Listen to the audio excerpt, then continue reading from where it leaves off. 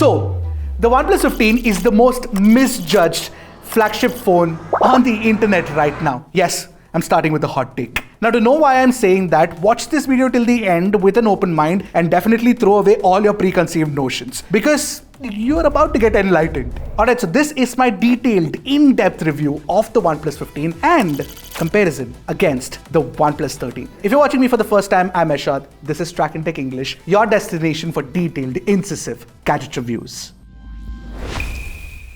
One look at the OnePlus 15 and you know that it looks a lot like a larger OnePlus 13s and it looks nothing like the preceding OnePlus 13. Now, I did like the design of the OnePlus 13 and Arun didn't, if I remember correctly. But you know what? The OnePlus 15 in comparison to the 13 definitely looks more elegant. And of course, the major change is the design of the camera module. You now have a square camera module as opposed to the circular one. Which one do you prefer? Let me know in the comments, because design is subjective at the end of the day anyway. Now, otherwise, what you get is actually a glass sandwich design with a metal frame. It's your regular candy bar boxy design that's become also common nowadays, more common than peddlers on the street selling fake labubus. Anyway, there are three colors of the phone. The one that I've been testing is the infinite black variant. There's a sandstorm color as well, and apart from that you also do get an ultraviolet. The violet color, I've seen it in passing and it's got this proper reflective glass, looks nice, but it's the matte black variant that looks absolutely stunning if you ask me, and I'm a big fan of matte black, by the way. And I'm glad that unlike Apple, which decided to skip the black color this year, OnePlus didn't. However, one thing I noticed is that you can actually take your fingernail to the back and it scratches up, but the moment I wipe it off, it goes away as well. It's basically just finger sediments falling on the back glass. The phone itself is 8.1 millimeters thick and it weighs anywhere between 211 to 217 grams depending on the color variant that you pick. And for a large phone, this I think is comfortable enough. I found the in-hand feel to be good. Definitely the OnePlus 13's vegan leather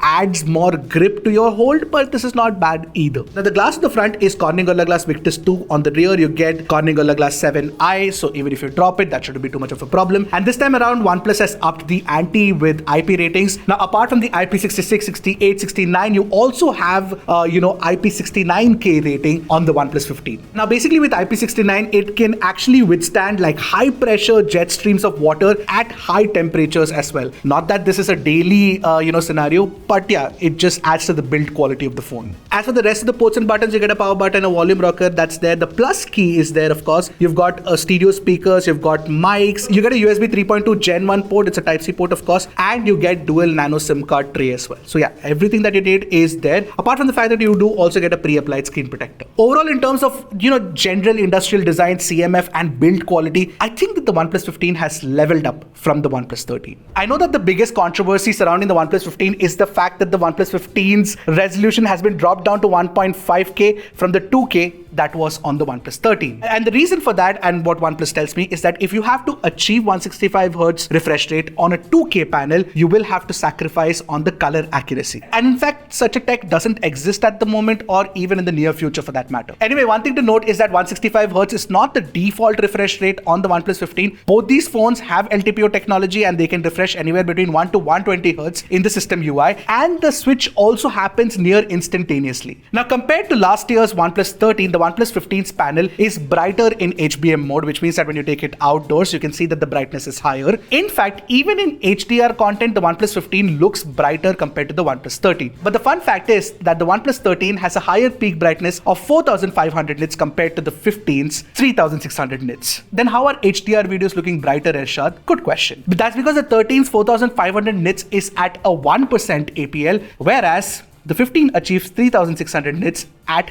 20% APL. Now, what this means is that for 100% of the pixels, only 1% of the pixel can go up to 4500 nits on the 15, whereas 20% of the window of pixels can go up to 3600 nits on the OnePlus 15. This helps the OnePlus 15 maintain better sustained control over HDR content, which is generally mastered to be around 1000 nits anyway. And in any case, all Android flagship displays will tone map the HDR content anyway. And for a sustained HDR brightness, the OnePlus 15 is actually better than the OnePlus 13. Finally, a brand that's doing it right. In fact, actually, Xiaomi does it too.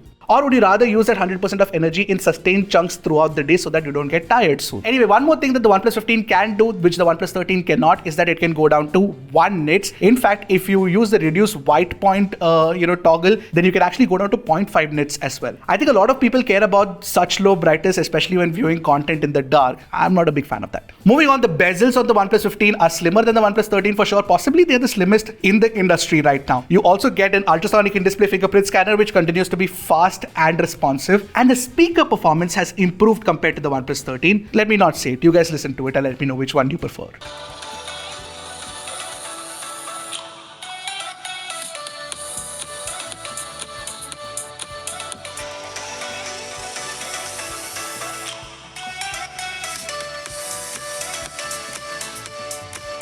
Now with OnePlus, you're also guaranteed support for Bluetooth high-res codecs like LHDC and LDAC, which is great. However, I do have a couple of concerns with the OnePlus 15's display. Firstly, the haptic motor that has been used is of an inferior quality compared to the OnePlus 13. It's not like the OnePlus 15's haptic motor is bad, but it's just that the 13's is better. Also, interestingly, OnePlus mentioned color accuracy not being possible on a 2K panel. Well, the OnePlus 15's display is also not very color accurate, if you ask me. The OnePlus 13 is better in this regard, especially when you're watching HDR content. You will notice that skin tones look redder on the OnePlus 15 compared to the OnePlus 13. In fact, one thing I noticed is that within the display settings, you do not get the Pro Color mode, which is available on the 13. Alright, finally, it's time to talk about the performance, and OnePlus has absolutely nailed the performance tuning. It's easily the best performing mainstream flagship out there without the need for any cooling fan or RGB shenanigans. Now with the OnePlus 15, what you get is Snapdragon 8 Elite Gen 5, and there are two variants of the phone, 12 256GB and 16 512 GB. The 12GB variant of the phone comes with LPDDR5X RAM type, and the 16GB variant comes with LPDDR5X Ultra RAM type, and you also get UFS 4.1 storage. Now let's take a look at the benchmarks, and it's looking very good for the OnePlus 15. So the phone recorded the highest Antutu score that we've managed ever in our tests. Even the Geekbench scores are some of the best we've ever achieved. In fact, we even got an 80% CPU stability score, pushing 40 threads for 30 minutes. In our 3D Mark Solar Bay test, while it didn't have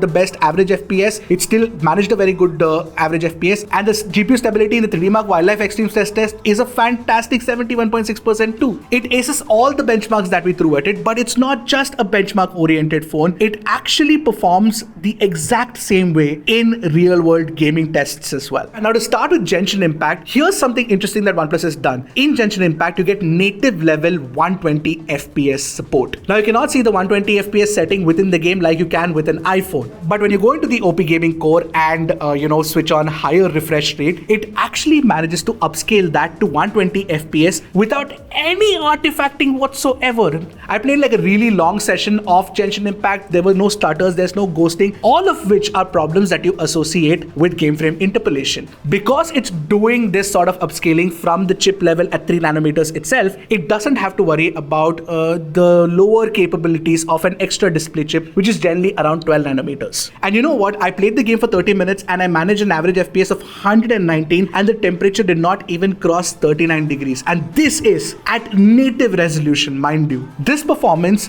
is actually better than what I managed with the iPhone 17 Pro Max when I played the game for 30 minutes. This is great stuff. And that's not it. OnePlus has collaborated with COD Mobile to give you 165 FPS native gameplay at medium graphics. And 165 FPS on COD is just mad. It's just crazy good. I also tried out Brawl Stars. It works really well at 165 FPS, and it does all of this with sustained performance and without getting hot either. This is some sort of sorcery that OnePlus has done with the performance tuning itself. And that's not it. I even played Grid Legends at performance setting, which tops out at 40 FPS, and it was stuck at 40 FPS. It doesn't move at all, and the temperatures were in good control as well. Clearly, the OnePlus 15 is the phone to beat when it comes to performance. By the way, the battery life of the OnePlus 15 is also stellar. What you get is a split cell 7300 mAh silicon carbon battery, and I am getting anywhere between 9.5 hours to 10 hours of screen on time on 50% Wi-Fi and 50% 5G usage. And this usage is very heavy, by the way. So there's a bunch of gaming, camera usage, scrolling through Instagram feeds, watching a lot of YouTube videos, streaming content, all of that. And definitely this is a huge upgrade over the battery life that I was getting with the OnePlus 13. In fact, the inbox 120 watt Superbook charger can charge up the OnePlus 15 from 1 to 100% in about 39-40 minutes. And you also get support for AirWalk charging at 50 watts, which is basically wireless charging. Of course, you will have to buy the charger separately. And the other thing is that you do not get any magnets inside the phone itself, just like the OnePlus 13. And you will have to buy a case separately for you to be able to achieve iPhone's MagSafe-like capabilities. Now, finally, the network performance has been stellar too. And that's because there's also a new network chip, right? So it's doing a fantastic job. Firstly, you do get great 5G performance. There's Wi-Fi 7 support and it's excellent. You also get support for NFC, Bluetooth 6.0, all of that is there. But there are a couple of OnePlus specific features that I want to highlight and that are completely underrated. One is O roaming. So if you're traveling anywhere, you can get an eSIM directly from O roaming on your phone itself. And the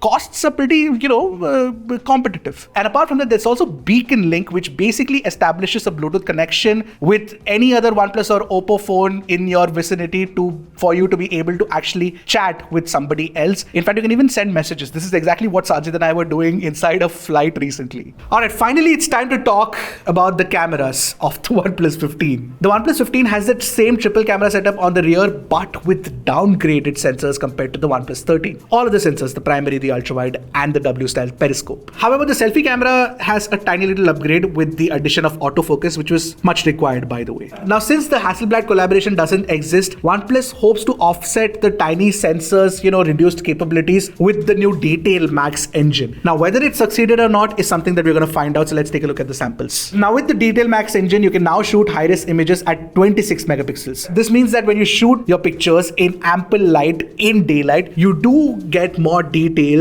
and finer textures from the OnePlus 15 compared to the OnePlus 13. Take a look at the 100% crop of this sample, for example. You can see the fine lines on the fence and the definition of the leaves on the 15, which has been smoothed out on the OnePlus 13. In fact, the Detail Max engine has some improvements in performance to the low light shots as well. You get more details in the shadows now as opposed to the crushed shadows of the OnePlus 13. Now, this is a problem that I had highlighted in the OnePlus 13 previously. In fact, the noise control is also superior on the OnePlus 15 now. In the second sample, if you look closer to the right building, you will notice a better handling of the noise on the 15 compared to the 13. But yes, sometimes the details can look over-processed in the 15's shot. As for the colors, the 15 and the 13 are not the most accurate phones out there. You guys know it. They tend to capture punchier reds, greens and blues, and they're targeting like the vivid look. I wish OnePlus could actually add like a natural mode or something so that it can look better. But one thing I noticed while testing is that the 15 handles complex scenarios and white point accuracy better. Now, in the second image, you will see that the 13 has made it too warm, whereas the 15 looks closer to neutral. And in the final sample, the warmth overpowers the whole image to an extent where it has rendered the color of the wood entirely wrong in the 13 sample. The 15 is more reliable in that regard. Now, moving on to dynamic range. In medium dynamic range scenes like these, the OnePlus 15 also captures more details in the shadows and the noise control is better too, thanks to the new Detail Max engine.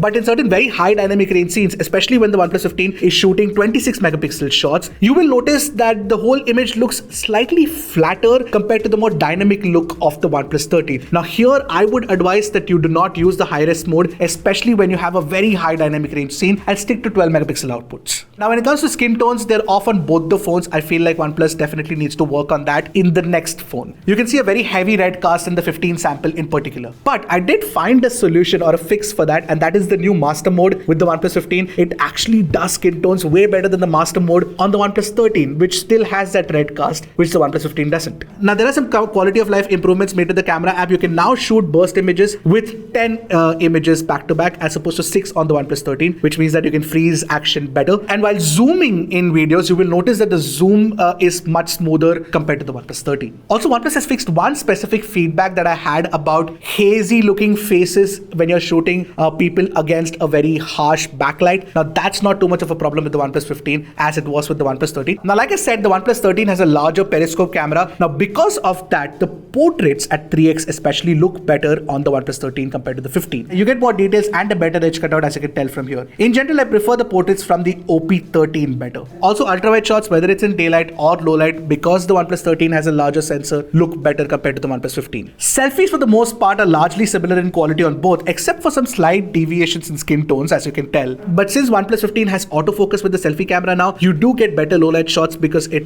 has tack sharp focus compared to the OnePlus 13. Now, one advantage of the longer zoom range on the OnePlus 15 is that in macro shots, you can go closer to the subject. The W-style periscope had that problem of close zoom, close quarter macro anyway. But with the 3.5x, you do get slightly more reach compared to the OnePlus 13. Anyway, talking about zoom, let's take a look at the zoom shots. Now at 2x, the larger sensor of the 13 comes in handy, so it captures more details. At 3x, the 13 has an optical zoom camera, so it's better again. But at 3.5x, the 15 is better because it has an optical zoom camera. At 6x, you will notice that the 15 actually does a good job. That's because you get a 26 megapixel output here at 6x. Now the high-res pipeline works from 1x to 7x, but it doesn't do high-res or 26 MP outputs at 2x and 7x specifically because those are in-sensor crops. Anyway, for any shot beyond 7x, I feel like the OnePlus 15 actually does better than the OnePlus 13. But if you look at the really long-range zoom shots like 60x, there is a lot of AI involved. So yeah, details can look artificially generated. OnePlus tells me that all of this AI processing is happening on device and they do not do any AI processing on faces. So yeah, it's only on landscape and text in general. One good thing about the 15 is that there are a bunch of video recording upgrades. You can now shoot 4K 120 FPS videos in Dolby Vision, both using the primary and the periscope camera. You can also shoot 4K 120 FPS log videos. In fact, when you're shooting log videos, you can see the live LUT in action. There's an SDR and an HDR LUT that you can see how it will look in post so that you know exactly what you're working with. But you will have to do the post-processing anyway. Now, OnePlus doesn't have the option for adding LUTs within the phone itself. You will have to import it to Premiere Pro or DaVinci and then add your own LUTs. But they say that it might come soon to the inbuilt video editor within the Photos app.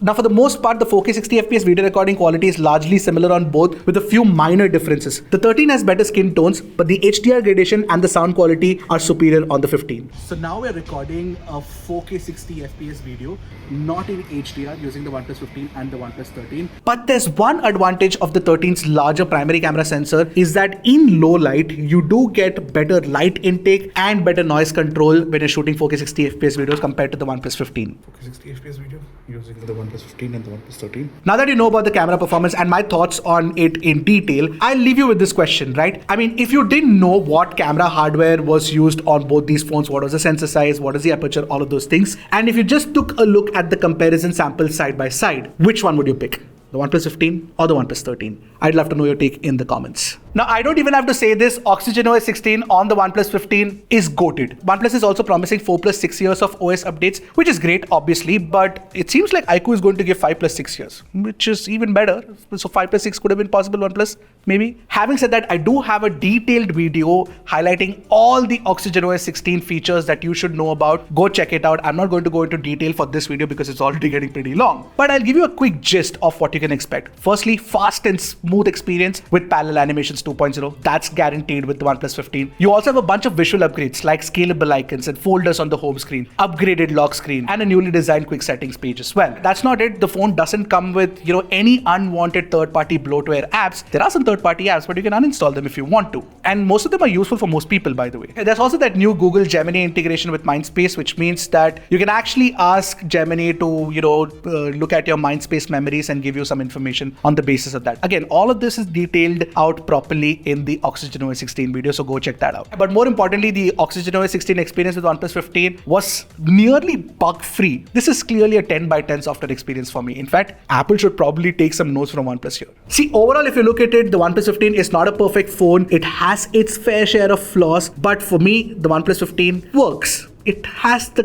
right balance of features that I look for in a phone. See, you get a refined design, you get 165Hz on the display, which is not just a gimmick. OnePlus has gone ahead and worked with developers to give you 165 FPS gaming, which is nice. You also do get class-leading performance, excellent battery life, top-tier software experience as well, right? And as for the cameras, they're not as bad as I expected them to be, truth be told. See, compared to the OnePlus 13, it might not be an upgrade in terms of hardware, but it's definitely an upgrade in terms of refinement across parameters. And it might sound a little weird to some, but I'm actually enjoying using the OnePlus 15 more than I am the iPhone 17 Pro Max. Now, we shot the video before the launch, so the price wasn't live, but the OnePlus 15's price is now out, and I know that a lot of you are disappointed because it's priced higher than the OnePlus 13. Now, here's my take on this. Since I enjoyed using the OnePlus 15, even if the phone had launched at the launch price of the OnePlus 13, I think that there wouldn't have been this kind of a backlash. That's my take. But more importantly, with the Nothing Phone 3, what I felt was it was a bad phone with bad pricing. But with the OnePlus 15, I